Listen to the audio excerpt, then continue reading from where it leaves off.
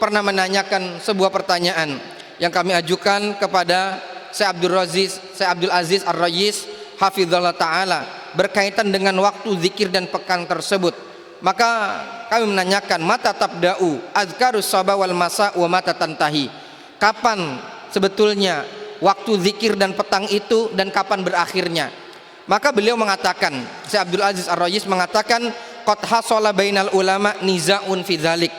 Sesungguhnya batasan antara zikir dan petang itu ada perbedaan pendapat di kalangan para ulama, dan pendapat yang beliau cenderung kepadanya yaitu adalah Syekh Abdul Aziz Ar-Rayis. Beliau mengatakan wa ashahul aqwal wallahu a'lam, dan pendapat yang paling kuat dalam hal ini menurut beliau wallahu ta'ala bisawab, anna adzkaras sabah, zikir pagi itu tabdadiu min tulu'il fajr, dari mulai terbitnya fajar sodik, yaitu ketika waktu sahur berakhir, ai min adzanil fajr ila zawal, ai ila adzani zuhur, yaitu berlangsung sampai menjelang azan zuhur. Jadi pendapat yang diungkapan beliau yaitu adalah dari mulai pagi ya terbit fajar sampai menjelang azan zuhur. Wa qad dhahaba ila hadza jama'atun min ahlil ilm.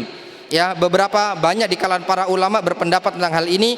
Wa huwa qaulul Hanabilah wa ikhtarahu Syekhuna al-Alamah Muhammad bin Shalih Al-Utsaimin, dan ini adalah pendapat yang dipilih oleh Syekh Muhammad bin Shalih Al-Utsaimin. Adapun zikir masa yaitu zikir petang, ya, maka beliau mengatakan fa'ala asahi aqwali ahli ilm wallahu a'lam bisawab, yabda min waqti zawal ai adzani zuhur, setelah azan zuhur ila an yashtad az-zalam ai ba'da sholatil maghrib au ba'da adzanil maghrib, itu berlangsung sampai setelah sholat maghrib au qoblal isya. Wa hadza rajjahahu Al-Hafidh Ibnu Hajar fi syarhihi al-Bukhari wal Aini fi syarhi al-Bukhari, wa aidan rajjahahu Syekh Al-Alamah Muhammad bin Amin Asy-Syinkiti fi kitabihi Al-Du'ail Bayan. Jadi ini adalah pendapat yang kami tanya secara langsung kepada beliau, dan beliau cenderung ke pendapat bahwasanya zikir petang itu masih terbentang dari mulai azan zuhur sampai nanti menjelang salat isya. Naam, Allahu taala alam bisawab. Kemudian ma'asyiral muslimin rahimanallah wa iyyakum, selanjutnya adalah yaitu para hayawan. Mereka pun bertasbih kepada Allah Subhanahu wa taala. Allah Subhanahu wa taala berfirman dalam surat Isra, tusabbihu lahu samawati as-sab'u wal ardu wa man fihinna wa in min syai'in illa yusabbihu bihamdi walakin la tafqahuna tasbihahum innahu kana haliman ghafura.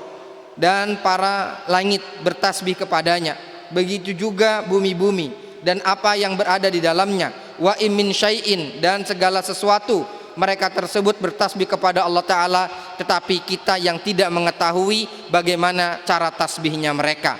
Ma'asyiral muslimin rahimanallah yakum, itu beberapa tentang tasbihnya para malaikat, kemudian nabi-nabi yang lain, orang beriman, dan juga adalah kalangan binatang dan juga benda-benda mati. Kemudian apa keutamaan dari tasbih tersebut? Yaitu adalah satu, tadi kalimat yang paling dicintai oleh Allah Ta'ala. Kemudian yang selanjutnya, yang kedua, yaitu adalah disebutkan di dalam Sahih Bukhari dan Sahih Muslim, Rasulullah sallallahu alaihi wasallam bersabda, subhanallah wa bihamdi fi yaumin mi'ata marrah. Ucapan subhanallah wa bihamdi dalam sehari 100 kali, khuttat khotoyahu, akan menjadi pengampunan bagi kesalahan hamba, ingkanat mithla zabadil bahar, meskipun itu adalah seluas lautan. Ma'asyiral muslimin rahimanallah wa iyyakum, oleh sebab itu di pagi hari dianjurkan untuk mengucapkan berzikir subhanallah wa bihamdi sebanyak 100 kali. Kemudian di sore hari juga mengucapkan atau bertasbih subhanallah wa bihamdi, yaitu sebanyak 100 kali. Karena diantaranya adalah sabda Rasul sallallahu alaihi wasallam yang bertasbih dengan subhanallah wa bihamdi pagi 100, kemudian sore 100. Kata Rasulullah sallallahu alaihi wasallam, lam ya'ti ahadun, tidak ada seseorang datang di hari kiamat melebihi utamanya dari orang yang melakukan zikir tersebut, ya, misla maqala au zada alaih, atau yang lebih dari itu. Ma'asyiral muslimin rahimanallah yakum, kiranya kita perlu murojaah, membaca keutamaan tentang hadis-hadis semacam ini, keutamaan-keutamaan zikir-zikir di dalam bulan Ramadan ini, mudah-mudahan bisa menambah amal soleh. Karena kenapa kita membaca di dalam surat Al-Kahfi bahwasanya Nabi Musa berjalan bersama muridnya Fata, yaitu Yusha bin Nun, kemudian membawa yang namanya apa? Tempat, kemudian membawa ikan. Sampai suatu saat di suatu tempat ketika Nabi Musa berkata, atina goda'ana, datangkan kepada kami makanan kami, ternyata muridnya itu terlupa. Ya, ternyata muridnya terlupa, padahal sesuatu yang sedang kita apa? Sesuatu yang sedang ditenteng, sesuatu yang sedang dibawa, sesuatu yang sedang dibawa aja ini bisa lupa. Yang kedua, ini muridnya Nabi ini bisa lupa. Kata para ulama, diantaranya adalah faedah berkaitan dengan Nabi Khidir, perjalanan Nabi Musa bersama Nabi Khidir. Apa kata para ulama? Tasallatu alaihi syaiton tasallutan latifan, bahwasanya setan itu menguasai dengan cara yang halus. Dengan cara yang halus. Sesuatu yang dipegang itu bisa lupa. Ya, sesuatu yang dibawa itu bisa lupa sampai jarak yang sangat jauh, kemudian balik lagi. Ya, ini yang dibawa dan ini ada di sisinya Nabi Musa, dan kemudian yang membawa adalah muridnya Nabi Musa, itu bisa lupa. Maka kita perlu untuk memurojaah. Meskipun hal-hal yang sederhana berkaitan dengan zikir-zikir seperti ini, apa keutamaan zikir ini, apa keutamaan tasbih dengan redaksi seperti ini, apa keutamaan tasbih di waktu ini, dan seterusnya. Karena kenapa? Mungkin setan menguasai kita dengan cara yang halus. Mungkin setan menginginkan dari kita untuk bikin bocor puasa-puasa kita dengan cara apa? Yaitu dengan cara bocor halus. Ya, baca caranya gimana? Halus, nggak kerasa. Lama-lama, kemudian habis itu apa? Ya, selangkah demi selangkah, sehasta demi sehasta, sampai kemudian seorang tersebut tidak terasa. Kemudian yang ketiga, yaitu adalah sabda Rasulullah SAW, ya, tentang keutamaan tersebut. Yaitu Rasulullah SAW bersabda, ayat jizu ahadukum an yaksiba kulla yaumin alfa hasanah. Apakah ada di antara kalian yang tidak mampu untuk melakukan 1000 kebaikan selama satu hari? Fasa'ala sa'ilun min julasaihi. Maka ada seorang yang bertanya, yang berduduk bersama Rasulullah SAW, ya Rasul, seorang di antara kami harus berbuat 1000 kebaikan setiap hari? Naam. Maka kata Rasulullah SAW, yusabbihu mi'ata tasbihatin. Bertasbihlah 100 kali. Fayuktabu lahu alfu hasanah. Maka akan dituliskan bagi kita 1000 kebaikan. Au yuhatu anhu alfu khati'ah, atau dihapuskan dari kita 1000 keburukan.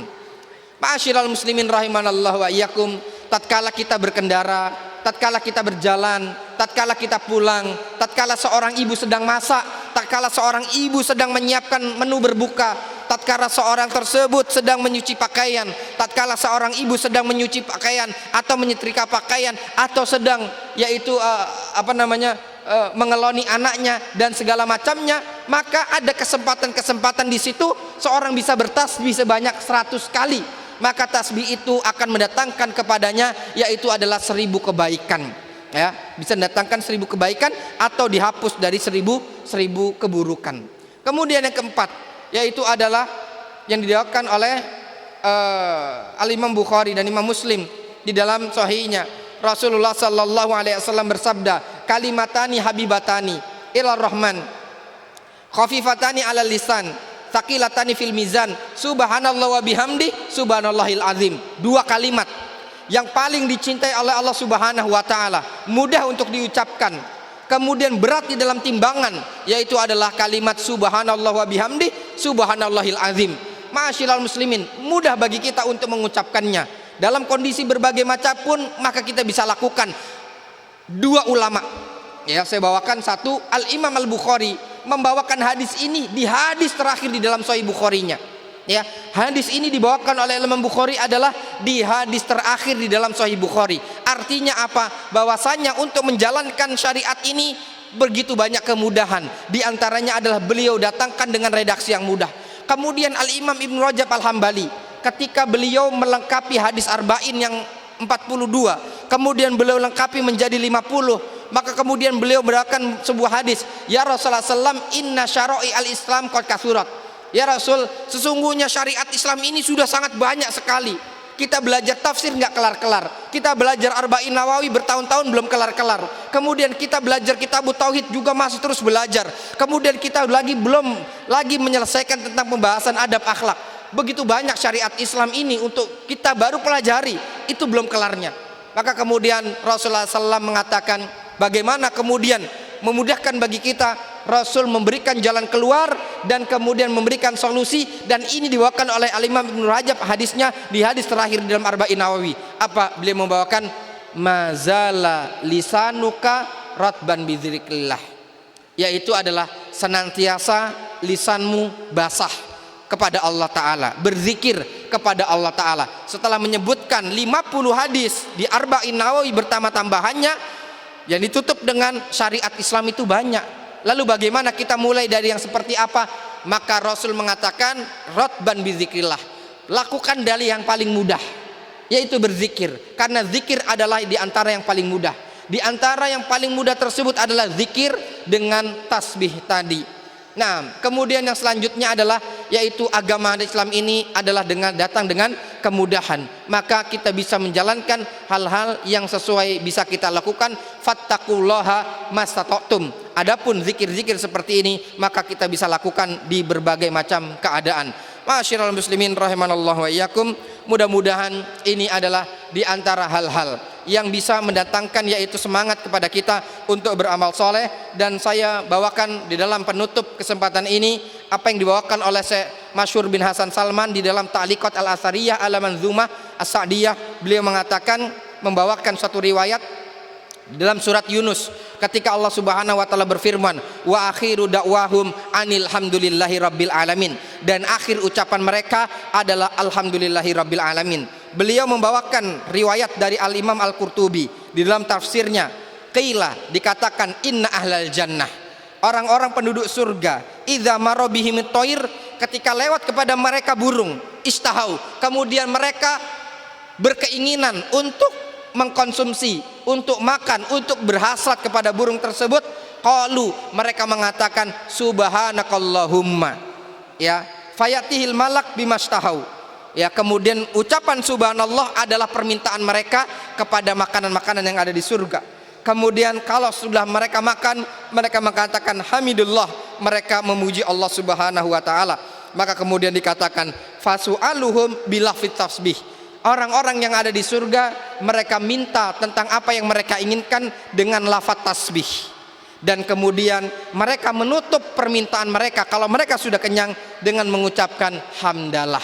Mudah-mudahan ketika kita banyak, ya, membasahi lisan kita dengan tasbih, mudah-mudahan kita kelak juga akan mengucapkan kalimat-kalimat itu di dalam surga ketika kita berhasrat untuk, yaitu adalah mengkonsumsi apa yang kita inginkan, sebagaimana sebentar lagi kita berhasrat untuk yaitu menghilangkan lapar dan dahaga kita dengan berbuka. Mudah-mudahan Allah Subhanahu wa taala menerima kita, menerima segala amal soleh kita yang kita lakukan di kesempatan hari ini, dan mudah-mudahan Allah memberikan taufik kepada kita sebagaimana dijelaskan oleh Syekh Shalih Al-Utsaimin tadi. Taufik adalah aitaisir lil yusra, yaitu adalah kemudahan untuk mendatangkan atau melakukan kebaikan.